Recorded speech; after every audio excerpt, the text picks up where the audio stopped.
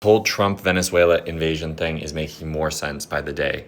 And it is because the world uses the US dollar for a lot of its transactions, particularly in oil.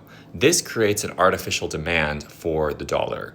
So when you have a lot of people wanting your money, you can inflate the value of your money because a lot of people want the thing you have. And this allows you to borrow very cheaply.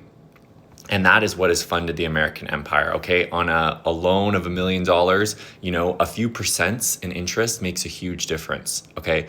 Venezuela, after sanctions, wasn't able to borrow at all, okay? They were facing like 50% interest rates. You can't do anything. This world operates on debt, and at a 50% borrowing rate, nothing's going to get happening, nothing's going to get built. Okay, so recently they were pivoting. They were starting to sell their oil to China, and they were actually facilitating these transactions in yuan. Okay, this is a massive threat to America because Venezuela has a tremendous amount of oil to sell. So if the whole world starts buying Venezuelan oil in yuan, then the artificial demand for the US dollar will depreciate or decrease, and this would increase the borrowing rate in America, meaning big American tech companies that borrow billions and have to pay very little in interest would have to pay way more in interest. It would make their competitiveness greatly decrease. And this is why the Venezuela oil was such a critical national interest of Donald Trump. Okay, but I don't think that the world is going to not de-dollarize just because Trump is trying to hold them by the throat.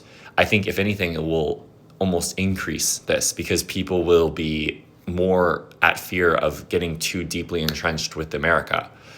Now, we will have to wait and see. We do not know what the future holds, but I do believe that de-dollarization will occur, and if it does, the Americans will regret Donald Trump more than I think any other president in their entire history.